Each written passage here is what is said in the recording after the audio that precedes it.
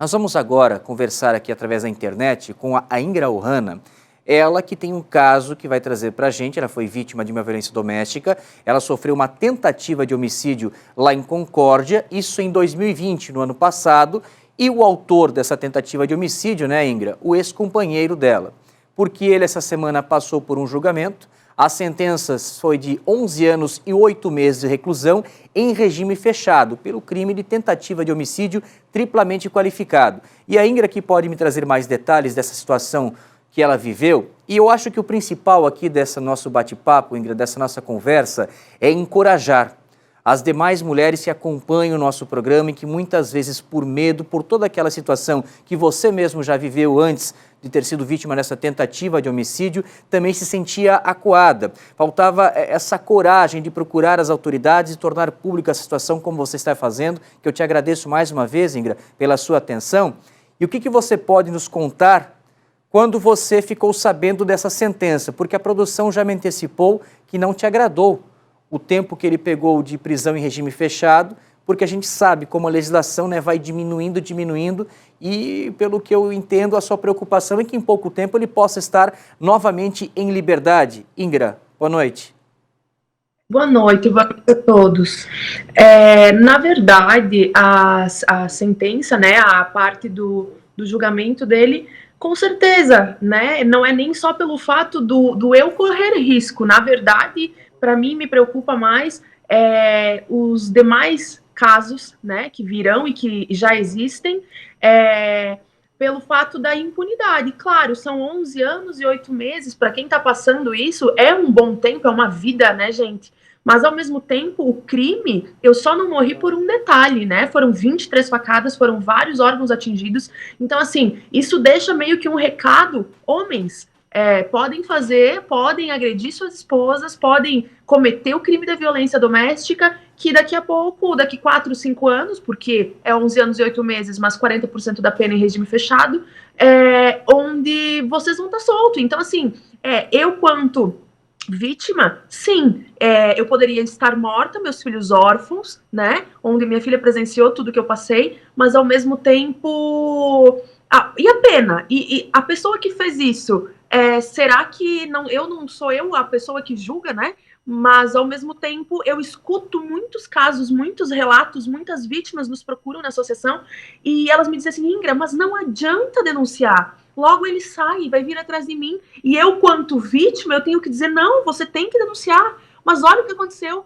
Elas falam bem assim agora, até teve uma hoje de manhã que me pediu ajuda, ela disse assim, Ingra, mas olha só, o teu te deu 23 facadas e daqui a pouco tá solto. O que eu vou falar para encorajar, entende? Então, ao mesmo tempo, eu mesmo assim sempre bato na tecla de que nós precisamos sim confiar na justiça, que nós precisamos sim denunciar, que nós precisamos sim registrar os boletins de ocorrência e acreditar que tudo tem um porquê, que tudo tem um propósito maior e seguir firme nisso. Eu tenho essa confiança desde que Deus me permitiu, meu Deus, assim, a viver depois de tudo que eu passei. E eu tenho certeza que o propósito é muito maior e não fico presa a essas lembranças, essas memórias de dor, para não travar o meu dia, minha vida, até porque eu tenho 2 filhos lindos e eu tenho que ser força para eles. Mas, realmente, assim, claro, se você me pedir, você ficou contente?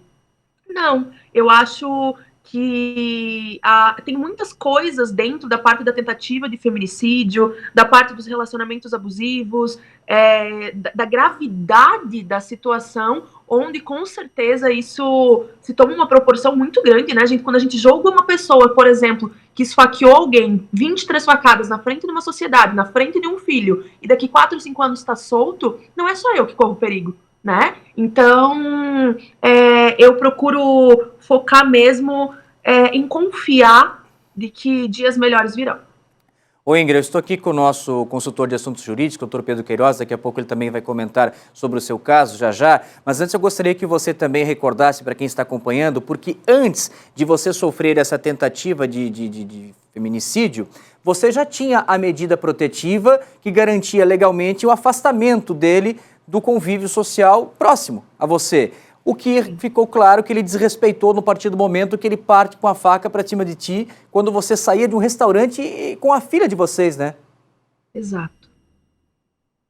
Eu já tinha protetiva há 1 ano. Na verdade, a primeira agressão que eu sofri foi em fevereiro de 2019, onde nós nos separamos e eu saí de casa, então já nós não morávamos mais na mesma residência. Eu tinha a protetiva, houve quebra lá na época, ele foi preso por 14 dias. Posterior a isso, foi solto, acalmou uns meses e voltou a me perseguir. E todas essas perseguições, todas as conversas, todas as quebras de protetiva, eu fiz registro conforme a lei manda. E em fevereiro de 2020, 1 ano após o nosso divórcio, foi que ele me encontrou, porque eu sempre evitei todos os contatos, todas as tentativas de aproximação a mim. E ele me encontrou nesse restaurante, porque meu carro estava na frente do restaurante. E eu entrei no restaurante 7h30 da noite. Desde as 7h30 da noite, ele estava ali rondando o local onde eu estava, né? Preparando todo o plano para quando eu saísse acontecer o que aconteceu. Então, ali nesse momento, eu tinha protetiva. Inclusive, até eu acho que, pelo que eu li, houve agravo por ter sido quebra de protetiva e por não ter cumprido o horário de saída, né? Porque ele tinha uma limitação, ele não poderia estar na rua depois das 9 da noite. Então, assim, mesmo após tudo, denunciem. Mas, sim, eu tinha quebra de protetiva e um papel não nos protege, infelizmente.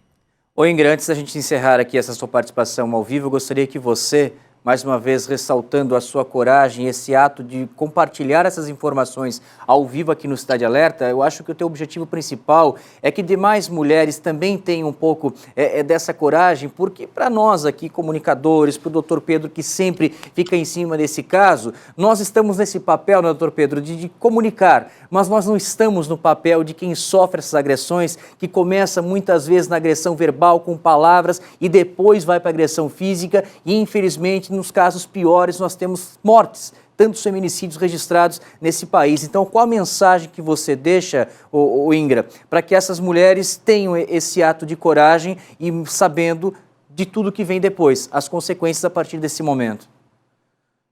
Que, na verdade, por exemplo, no meu caso, a maior justiça é eu estar viva. Meu coração tá pulsando, né? Os sonhos. Então, assim, foquem em vocês. Olhem no espelho todo dia e vejam o que vocês merecem e o que vocês aceitam. E partam para cima disso. Os nossos sonhos não podem ser terceirizados na mão de outras pessoas. Nós não podemos nos limitar e nos permitir sofrer agressões, sejam elas verbais, patrimonial, sexual, enfim, né, a própria agressão física, mas que vocês tenham essa sabedoria de pedir ajuda, não precisa se expor, mas de ter a atitude, porque existe um gigante dentro de nós, e isso eu sempre digo, adormecido, e que ele precisa ser despertado para nós ver e notar a força que nós temos para encarar tudo isso com sabedoria, com amor, com cuidado, com zelo, porque envolve famílias. Então nós temos que estar ciente disso, mas ao mesmo tempo de que a força está aqui dentro do nosso coração e que não adianta nós querer ajuda de todo o mundo se nós mesmas não quisermos nos salvar, nos permitir viver. Não adianta, nós temos que nós ter e dar o pontapé inicial para uma nova vida. Ingrid Ohana, mais uma vez, muito obrigado por essa sua entrevista e que Deus lhe abençoe com seus filhos e que você possa seguir em paz a sua vida, Ingrid. Amém. Obrigada. Gratidão por levantarem essa bandeira e nos dar essa oportunidade de estar explanando tudo isso e que esse pequeno e breve relato salve muitas vidas, né? Com certeza. Obrigado, Ingrid, mais uma vez.